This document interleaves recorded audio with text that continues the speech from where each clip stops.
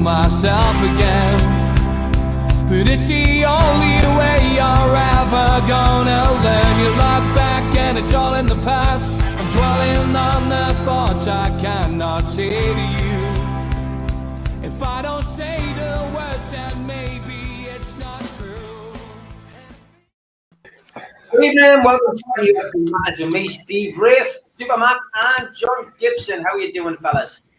I'm good. I think SUPERMAC's still recovering from the McDonald derby, Newcastle v Arsenal, but he'll be with us any minute now. He is. Nice shot of the fire alarm there anyway. Malcolm, I'll take Malcolm out until he gets sorted out. I'll bring him back in because he's clearly having a few technical issues, but he is there. So we will come to him once he's sorted out. Look, the Malcolm McDonald derby. What a result. And Malcolm at the Dog and Parrot predicted a 2-1 win to Newcastle, and he wasn't far off, John. It was a terrific performance. The best of the season, the best of the second half. There was no good performance in the first half of the season, but it was the best performance. And for me, it was the best because we played for 90 minutes. We've played well in little spasms. Then we've hung on near the end. We've got exhausted. Legs have gone. We've kicked the ball out, hung on to the lead and won. This was a terrific effort from the minute we kicked off until the final whistle went.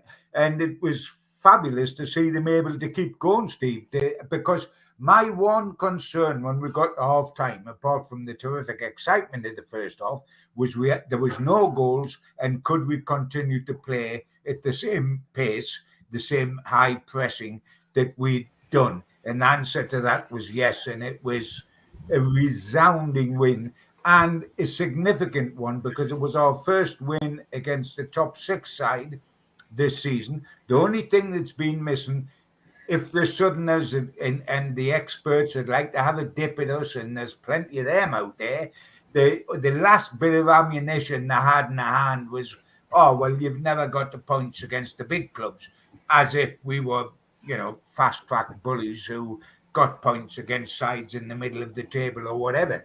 But here, we got points against the top six club, and not just got the points, not just sneaked the points, but absolutely drove a bulldozer through them. And there wasn't a poor performance in the whole of the Newcastle team. There were some performances a lot better than others, but there wasn't a poor performance anyway. And while I look at Bruno and think magnificent and yet another goal, and that was stupendous, and while I look at Kraft and think, he's keep doing it. And while I look at several other players, I am convinced that if we hadn't had Callum Wilson playing as a proper centre forward should play, we wouldn't have won that game. We won it because Callum Wilson didn't occupy two centre halves, which we keep getting told about him. He paralysed two centre halves. He terrified two centre halves. He played as a proper centre forward plays, and that made the huge difference. Because as in Malcolm's day, where Bob Moncur and Clarkey would say, get the ball up to Malcolm, there's rest for us, and he'll terrify them to death. Wilson, for me, was doing that, and he lifted all the players around him because they knew he was bombing up top. And for him to do it for 90 minutes, he came off with, just extra time left. At the pace he did, having been out for 5 months, and that was his first start for 5 months, I found phenomenal.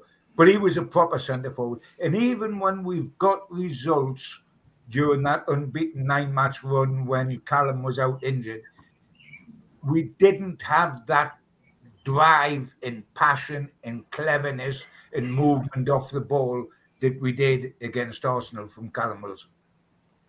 Yeah. The Malcolm McDonald derby then finished as you predicted, Malcolm, with a Newcastle win. Yes. And what a win it was. For me, that was the best overall performance by a Newcastle United team for many years. And I was so impressed, as you so rightly said, John, that there wasn't a poor performance to be had. But to go along with that, just looking back on it, there wasn't a spell when Newcastle dipped in their performance. They just kept the performance at a very high pace, very high level all the way through. And putting it all together, because the atmosphere, I haven't experienced an atmosphere like that for an incredible amount of time, if at all. The noise was deafening. It was just a constant, and you could see it lifting the players. That was the beauty of it. So everybody got in on the act, and I really thought that the players responded to the crowd responded to the players, and it was a great two-way thing for us all to be a part of. But with the players, there was just no lull whatsoever. They kept on at it. For me now, the very most important thing is that it must not be a one-off performance. That on Sunday, they play Burnley. They've got to hit those high standards again. They must do, and wouldn't it be wonderful that becomes the format of play for next season? The one thing that pleased me, Malcolm, and yet annoyed me, was the national press. And I know that in theory there was nothing for us to play for. If you said that, you knew nothing about Newcastle United, Eddie Howe, what's gone before, the new owners, the players, etc., etc. But what annoyed me was afterwards, all we were told by the national guys, etc., was that Arsenal were hopeless. They didn't turn up. They didn't do this. They didn't do that. That is to take huge credit. Them. The crowd terrified them. The players terrified them. They were up and at them throughout the game. If Newcastle hadn't played like that from the start and kept it up and been relentless, they would have come back into the game. It was still not at half time, and we would have struggled. To say that Arsenal didn't turn up for one of their biggest matches of the season because they could have got into the Champions League, etc., etc. I know why that was being said, but that's very disrespectful to Newcastle United.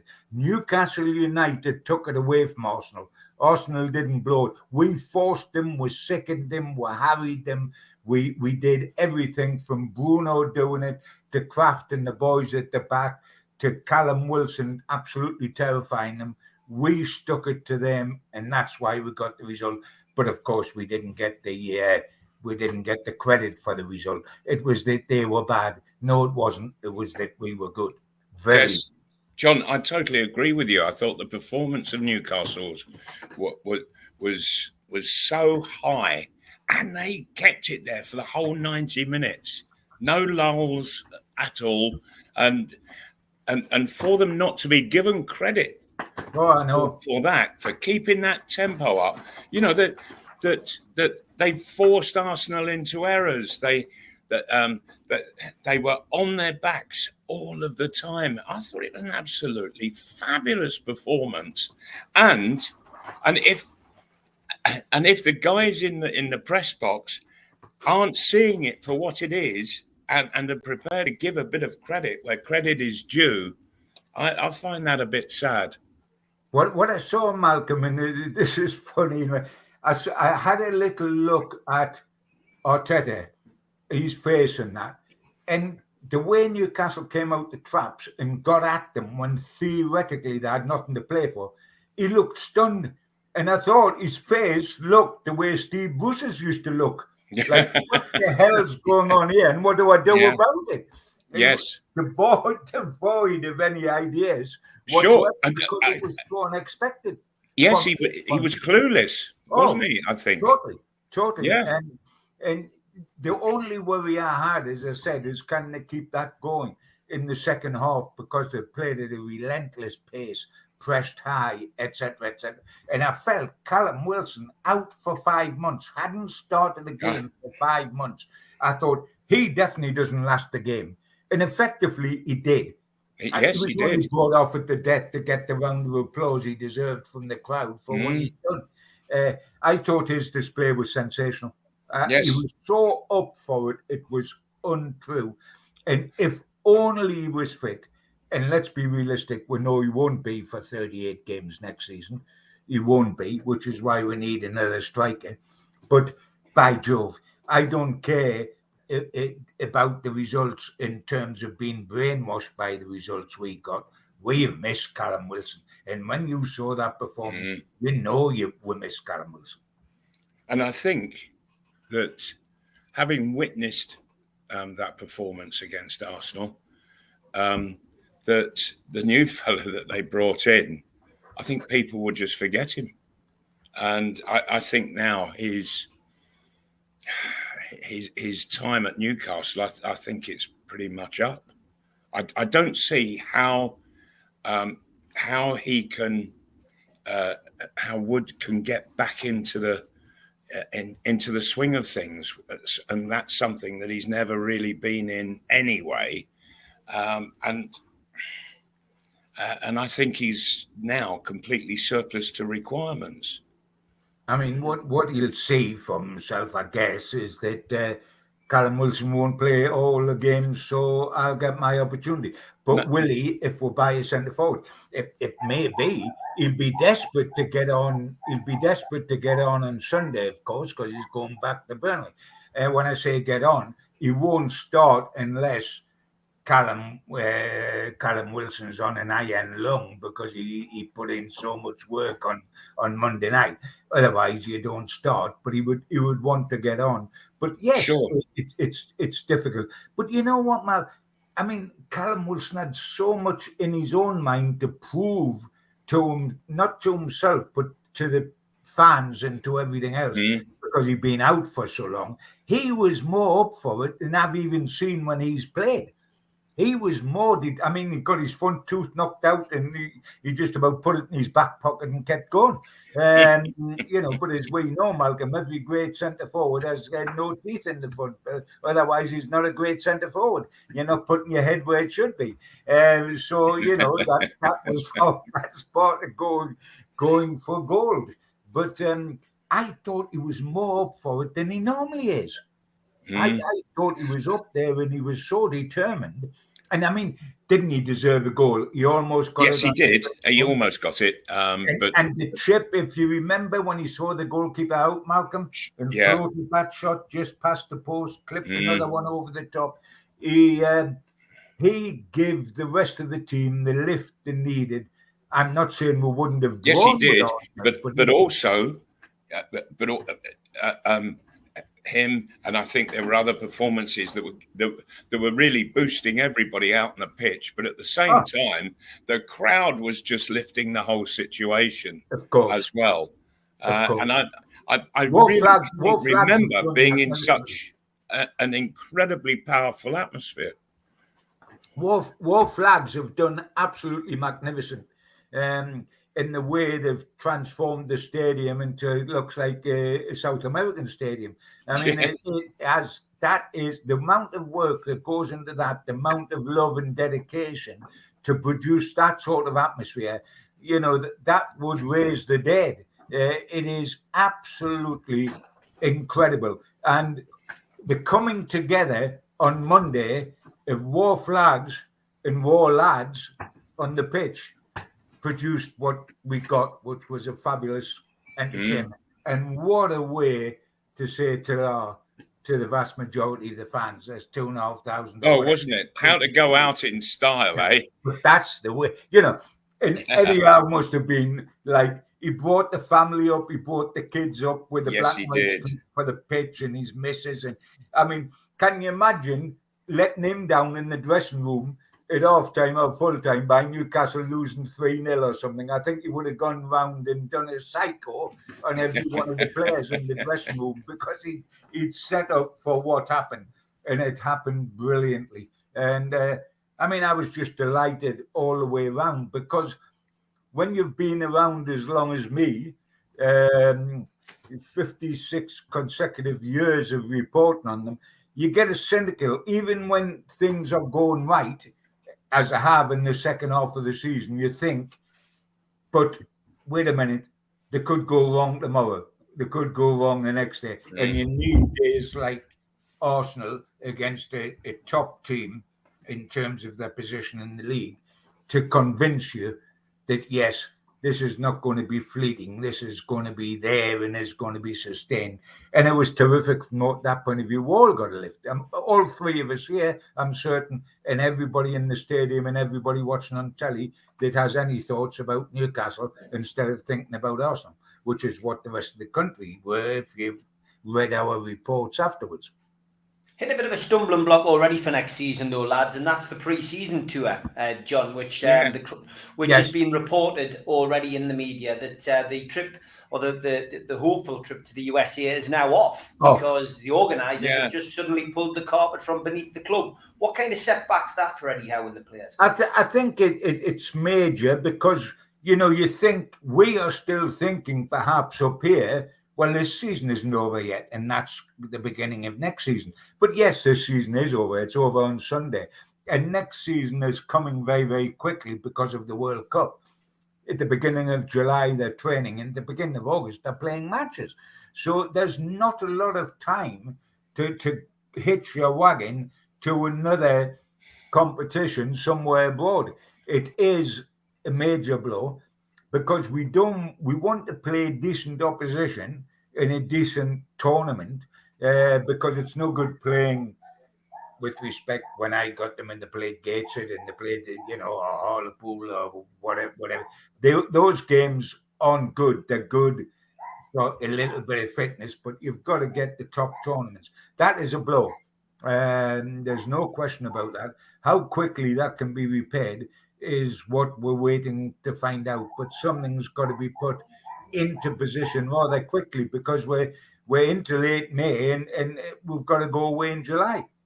So it's got to be relatively quickly. But I prefer to be optimistic at the moment.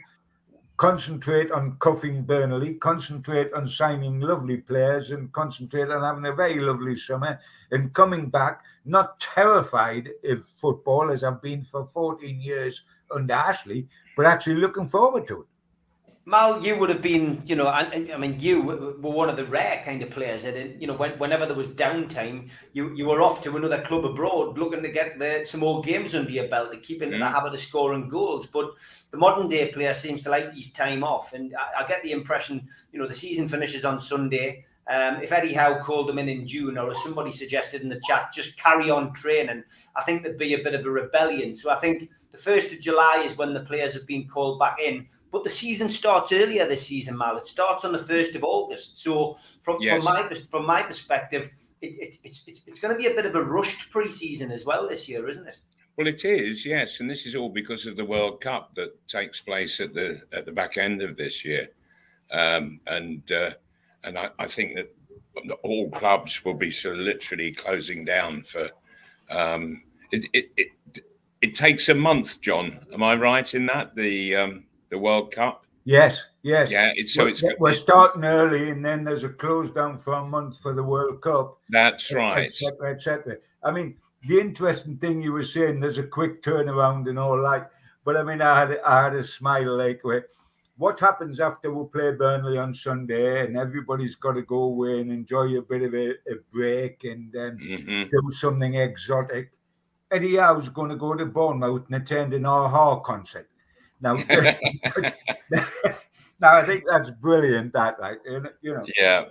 I mean, I don't know whether he's an AHA fan because he felt he could get in the band, because a lot of the band looked like Eddie Howe, or Eddie Howe looked like AHA. He could quickly slip into a tribute band. I don't know if it's a tribute band or the real thing he's going to say. Is that you submitting a lookalike for Friday's show, John?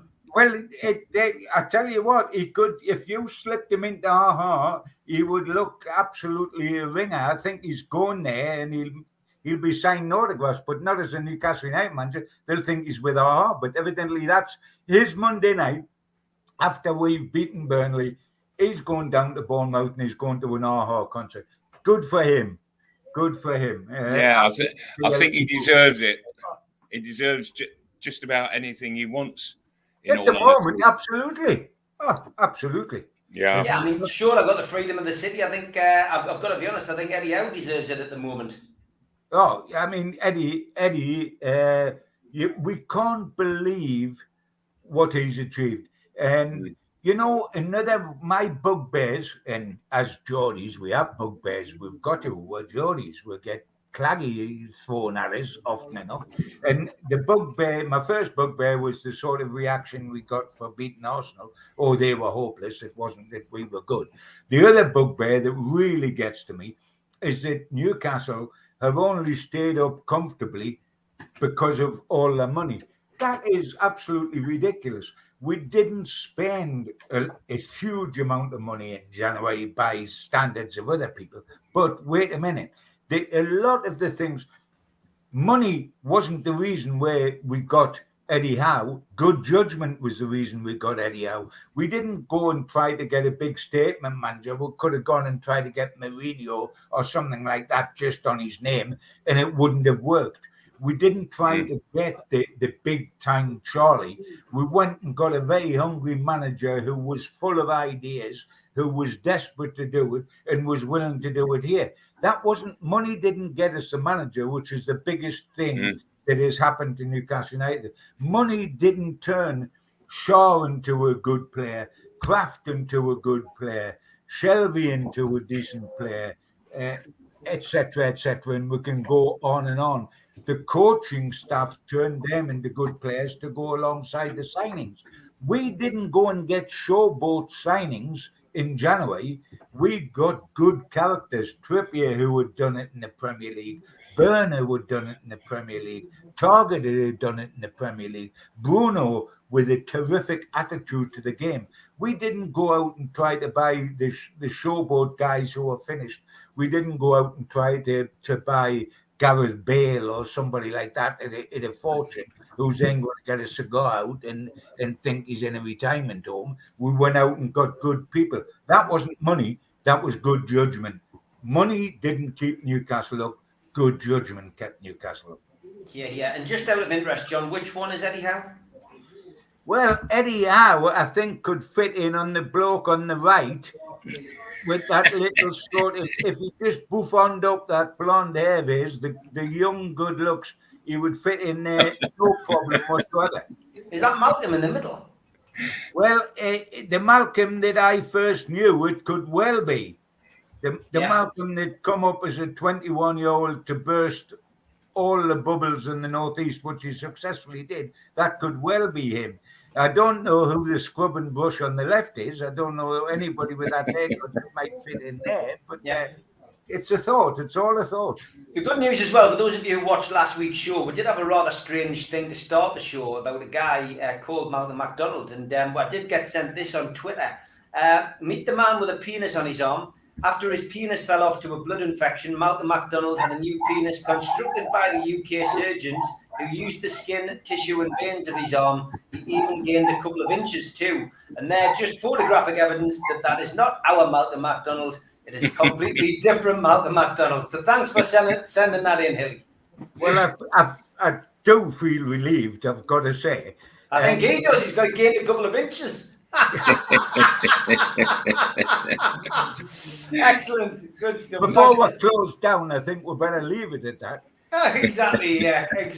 Tim Kern says Malcolm's a lucky lad. No, it's not Malcolm. It's whoever. Yeah, who that guy is. But yeah, fantastic. Thanks for sending that in. Anyway, fantastic.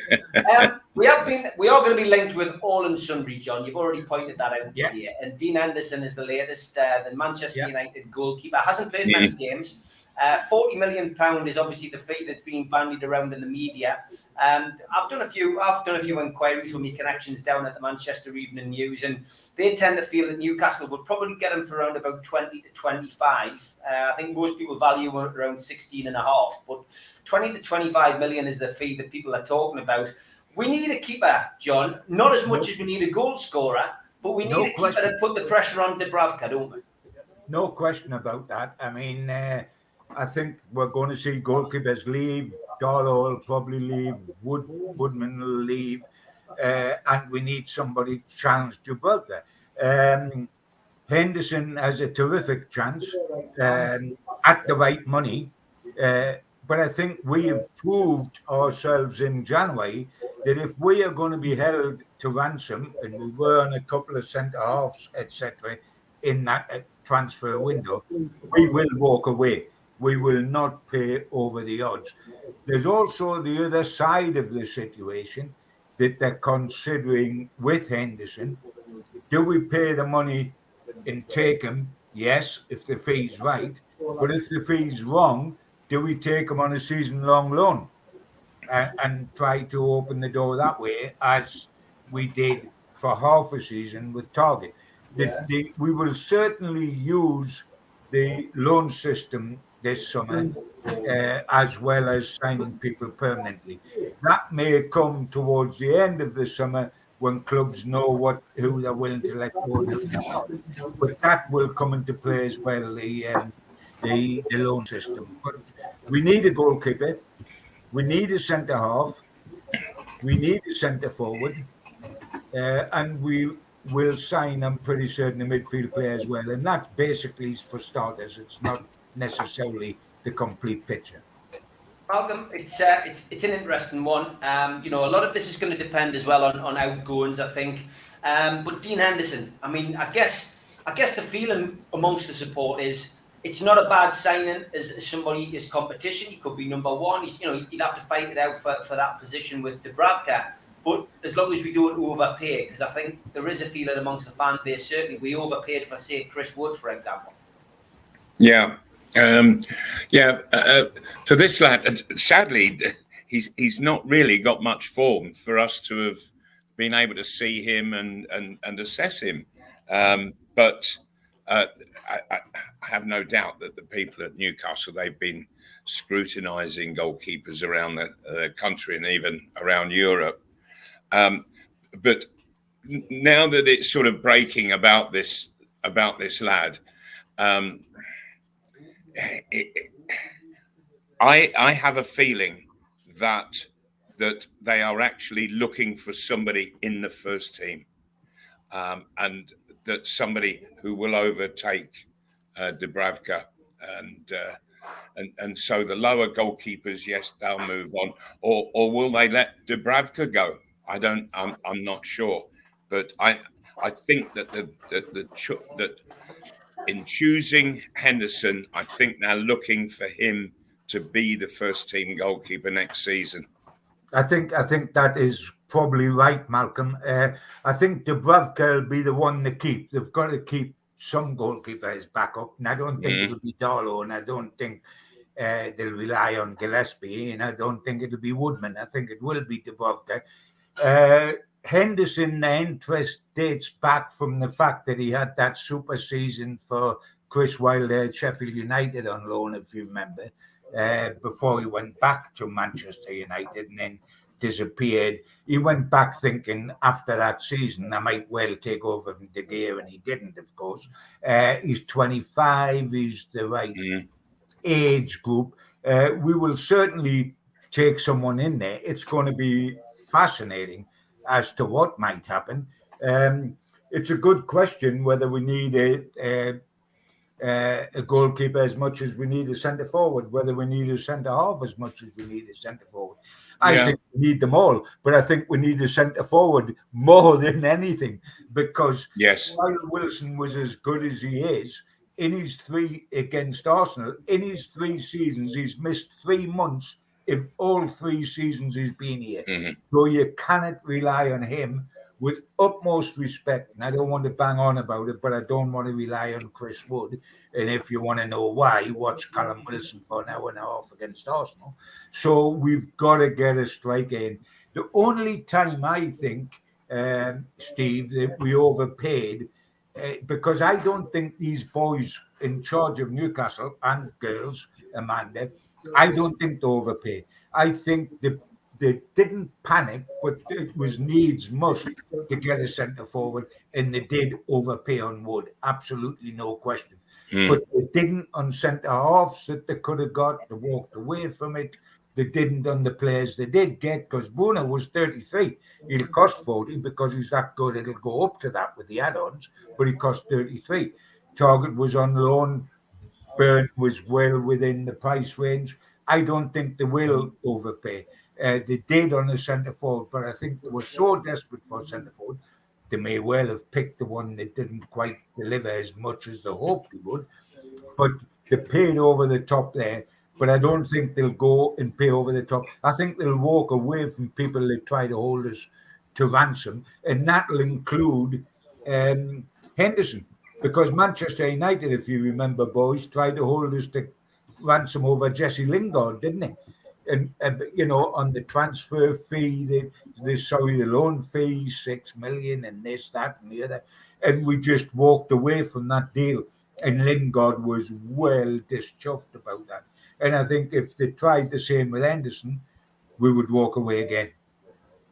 Mm-hmm.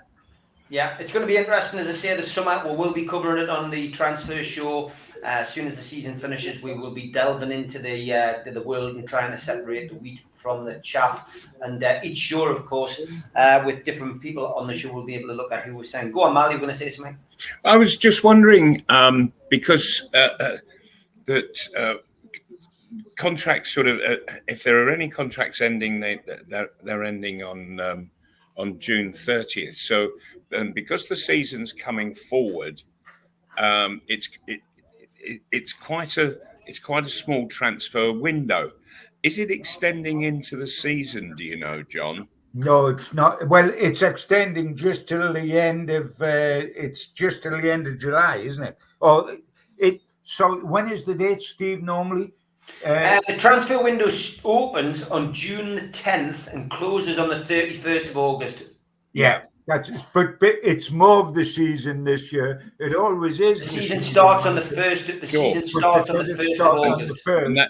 You've got a full month of the window being open after the season starts, which is really, really, really confusing. Sure, and that's why. Yeah, I think that it's important Newcastle get early business done, that they don't. Malcolm, I couldn't agree more. Yeah. I think that is absolutely essential to us.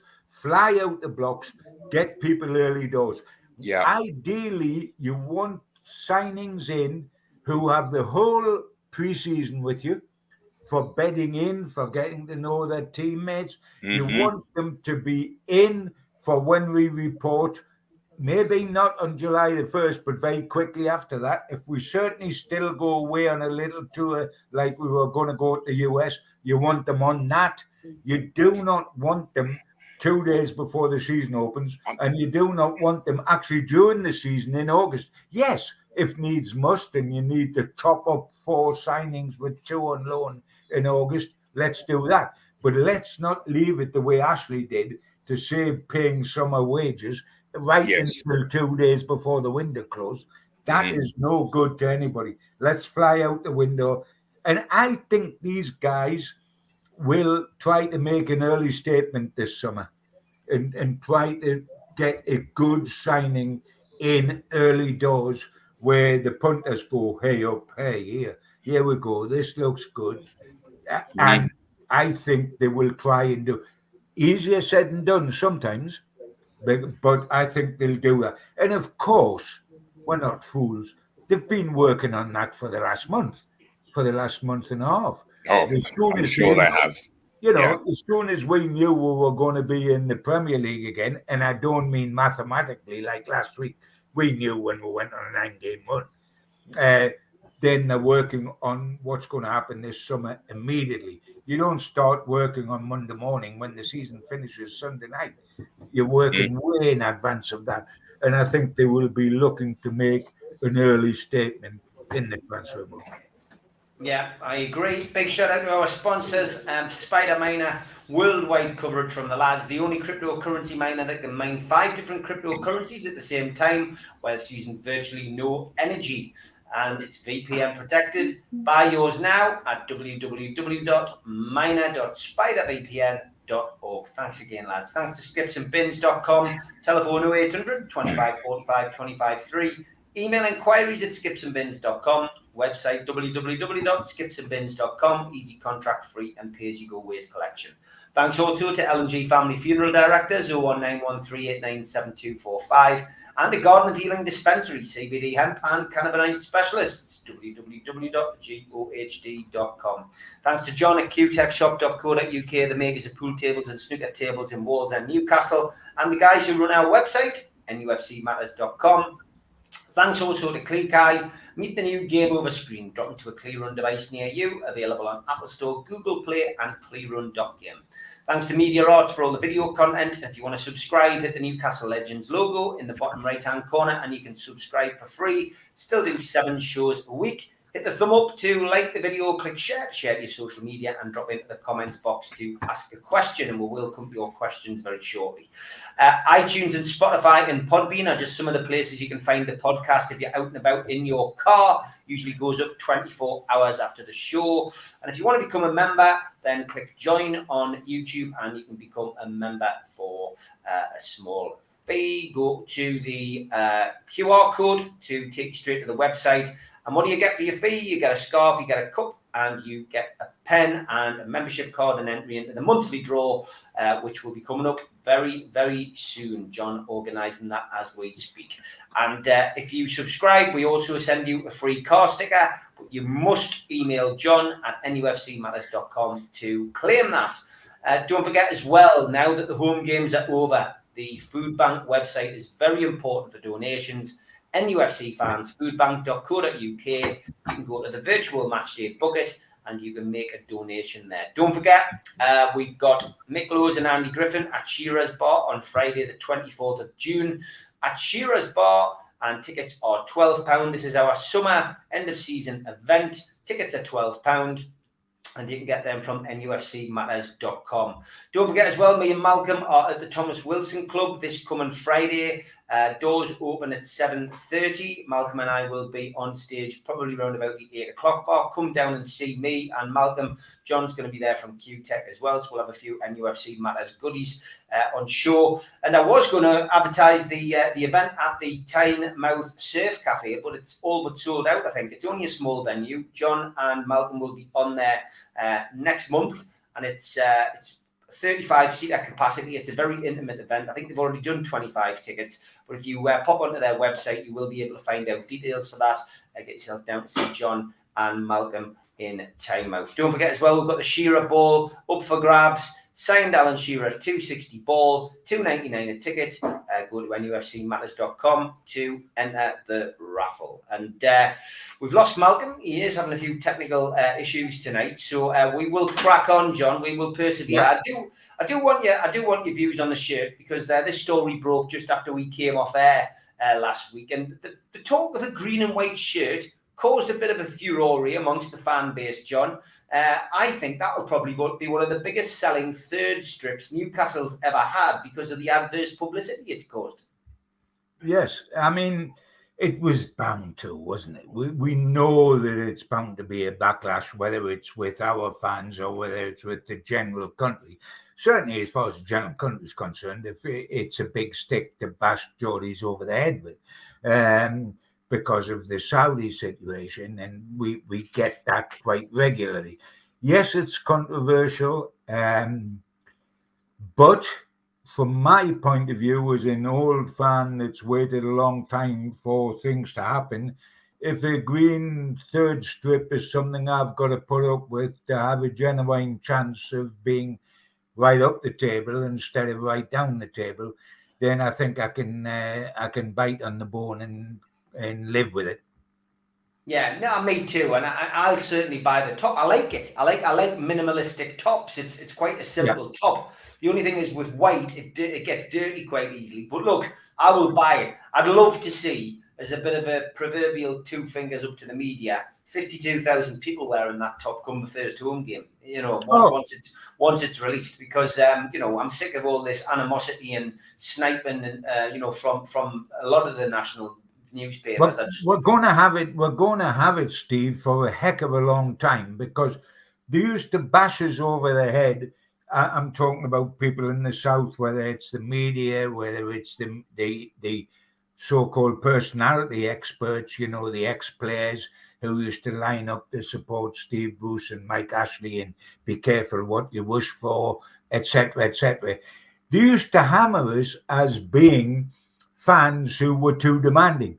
Yeah. I mean, can you remember that? We're so demanding that we haven't won the championship since 27. We've never won a domestic cup since 55. And we've never won out since 69. But we turn up with 50,000 every home game. I don't think I think we are the least demanding fans that there's ever been. Now that they can't hit us over the head with being paupers and we ought to be grateful and know our place, it's because we've got a few quid. Let's smack them for that. Well, it's not our fault. It wasn't Manchester City's fault. It wasn't Chelsea's fault when Abramovich came in, fan-wise, I mean. It happens.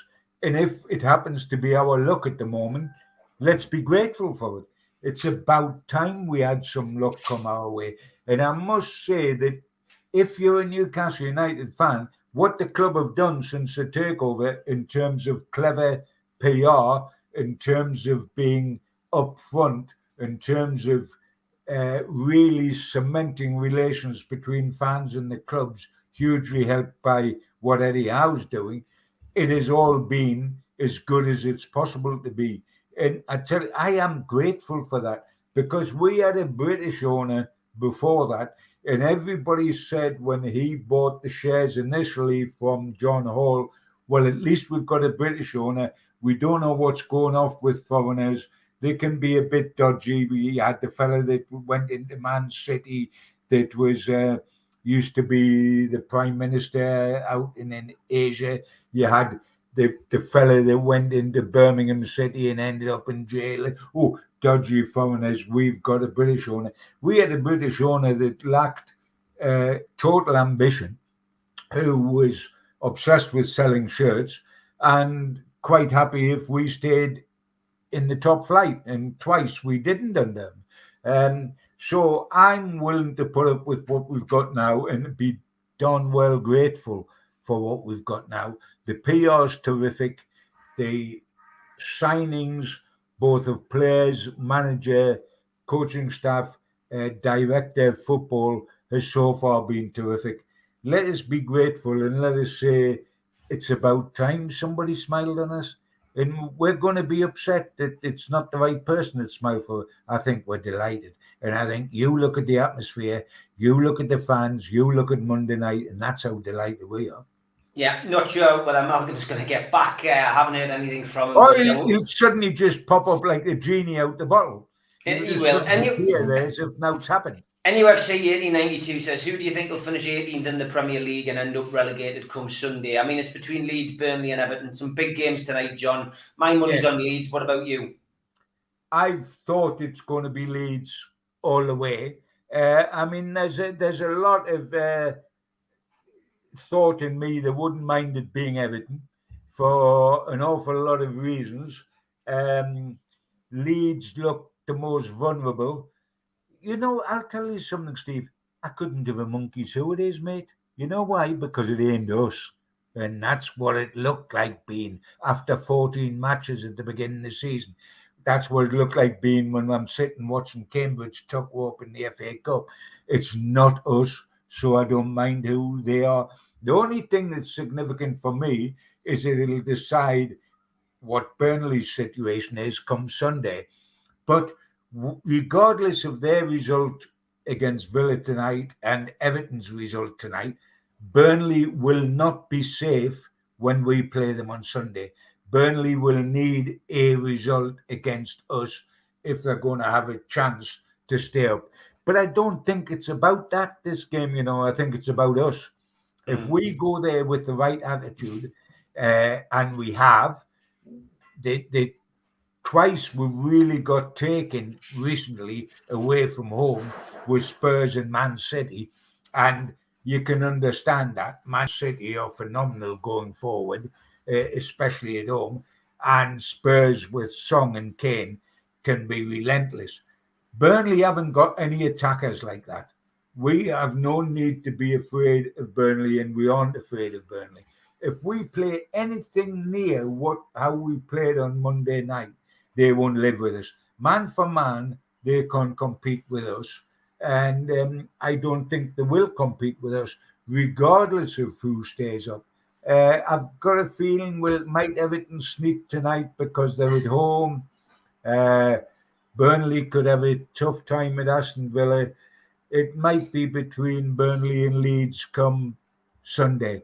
And if I had a bet, I would probably bet Leeds. But if we put Burnley down, I'm not going to be crying. It may well be that a couple of our guys who would love to get on the pitch on Sunday, I'm pretty certain of that, and that's Trippier and Chris Wood. Trippier spent 4 years at Burnley. Chris Wood spent 4.5. So they're going back to one of the old clubs, and I'm certain they would like to get on the field at some stage. I don't think they either would probably start, but they would like to get on the field. Maybe they would not really want to sink the whole club. Be some laugh if Chris Wood, who's scored 1 goal from open play for Newcastle United since he joined us in January, got the winner at Turf Moor, wouldn't it?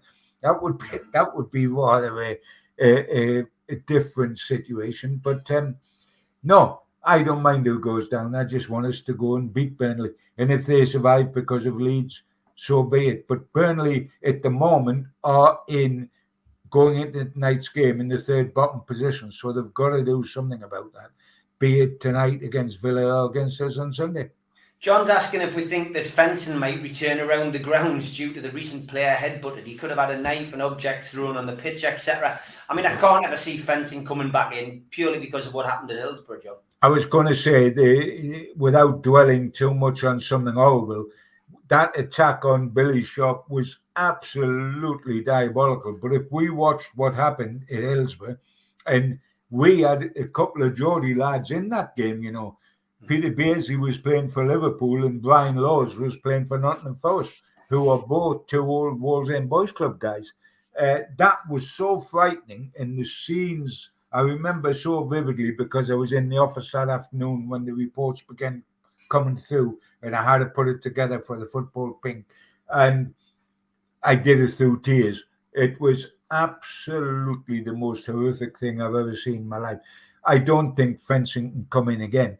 But really, when you watch that attack on Billy Shaw from a fan, it was, well, I don't want to call him a fan because he's not a football fan. He's a thug, purely and simply. There's nowhere in this world. And we know the tribal rivalry of football fans between Newcastle, Sunderland, etc., etc., etc. That is good when it's controlled. What happened there was absolutely diabolical. And we've got to try to get a handle on the whole thing without a shadow of doubt. I don't think fencing's the answer to it. That can produce a whole new set of things and multiply an isolated situation by thousands. And we can't have that. No, definitely not. A couple of questions about Paqueta. Andy says, Steve and John, what do you think of the Brazilian midfield trio, assuming we buy Paqueta and Jesus from Man City? Is it a Brazilian overload?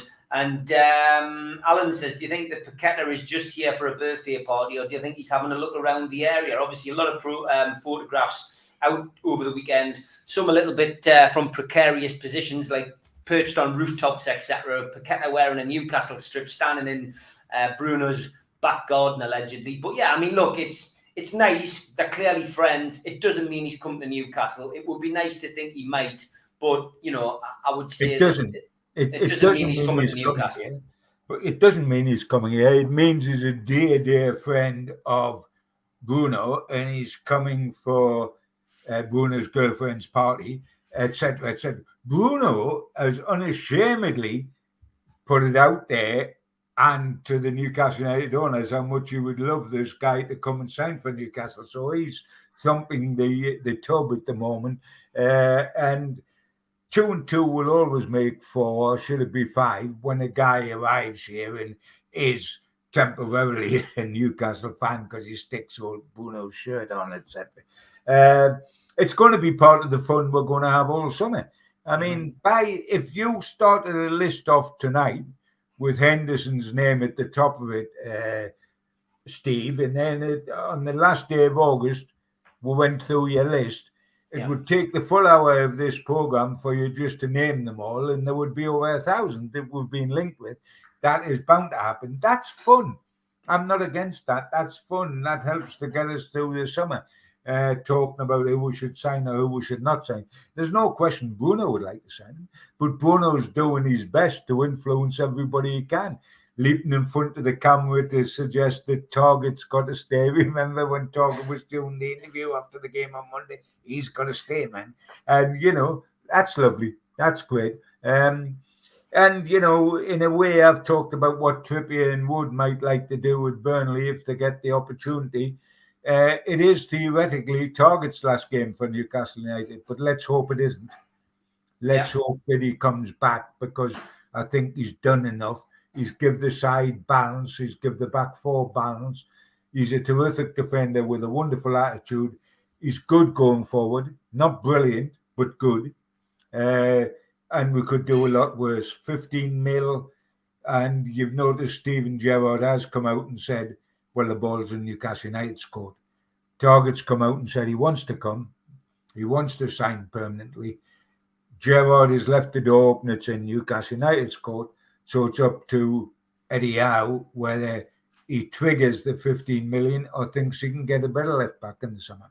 Yeah, Colin Wilson says, John, do you think we'll do a deal with Brighton after the Burnley game regarding Dan Ashworth? I mean, I think we all know that, the longer it goes on, the less it's going to cost Newcastle to bring him in. And there doesn't seem to be too much of an urgency. They know they've got the man. It's just a case of how much they want to pay for him, I guess. Yeah, of course it is. And we have been talking earlier that they are very aware of the fact that everybody thinks Newcastle are soft touch financially, be it in the transfer market or be it with somebody like Ashworth, etc., etc. Now, I'm not suggesting any skullduggery because I don't believe in skullduggery, but do you think we could actually just talk to Ashworth on the phone and ask him how his garden's looking with all the care and attention it's getting recently, and saying in PS, who do you think we should sign this summer?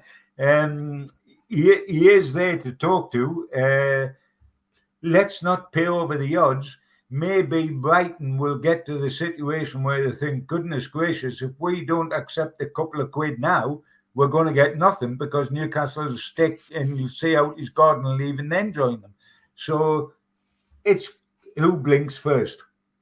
It is. Chantel says, what do you think about John Joe Shelby possibly leaving in the summer for Fulham? I mean, I can't see why Shelby would stay if Newcastle have got, big things planned. I can't see why he would stay, but who knows, I guess. I mean, again, it's another one of those questions. Would you be surprised to see him leave? I wouldn't be.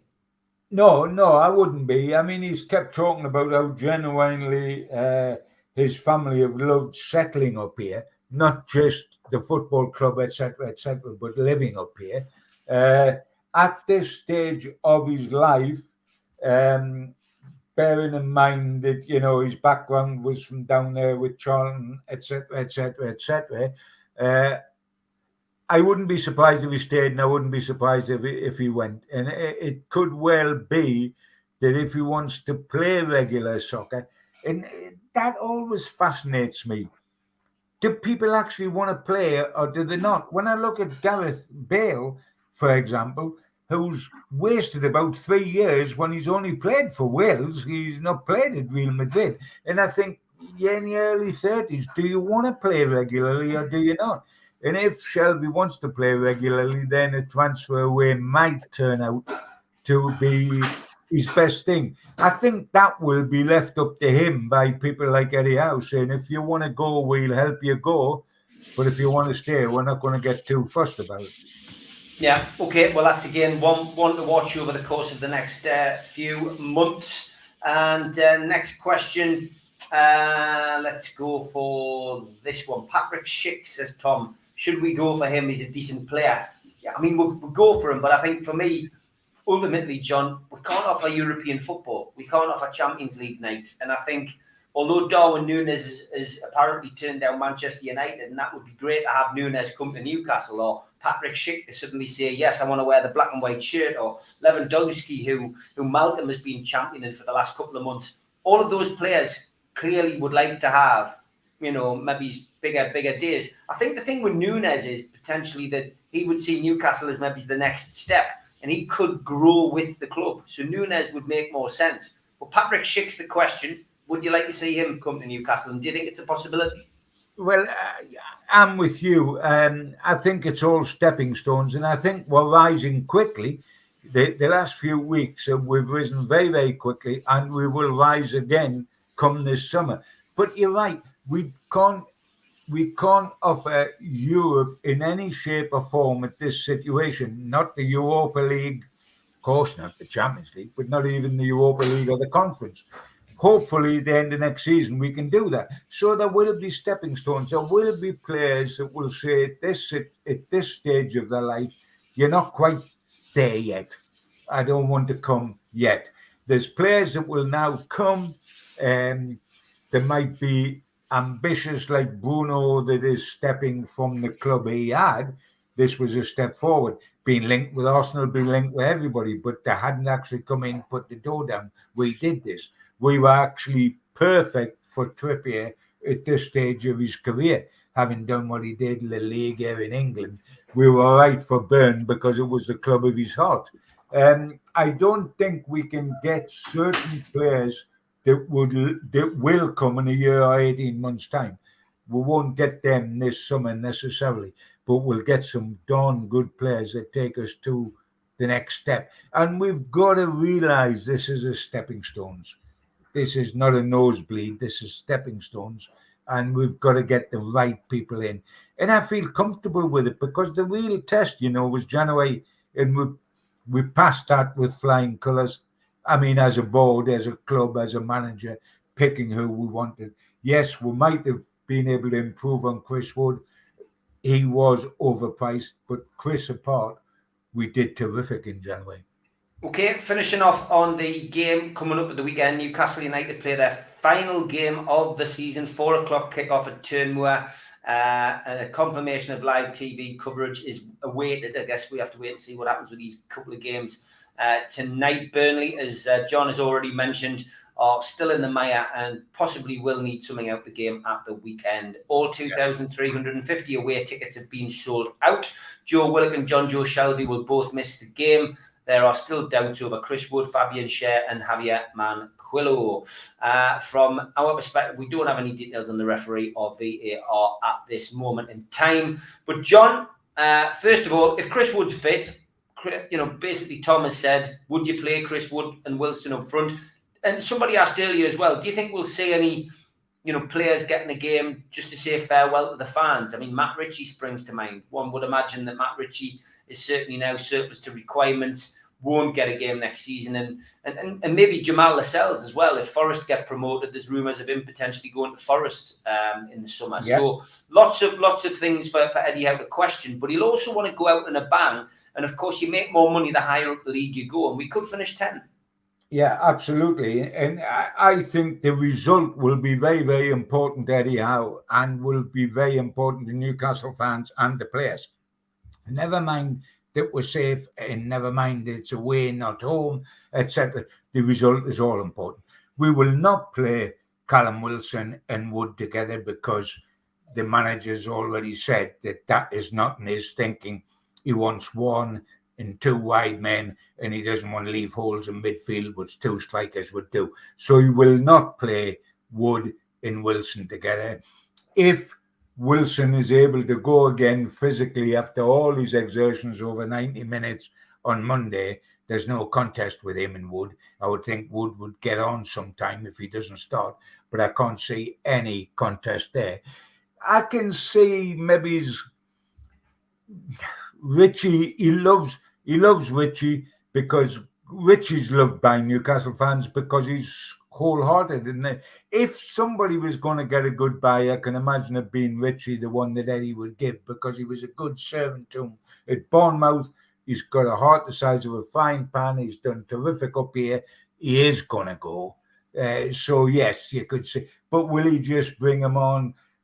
If you're not going to bring him on, what are you going to do? You're not going to play him instead of Target because A, he's not a left back, and B, it's Target's final game for us, in quotes, although he could well sign for us. So he's not going to replace Target.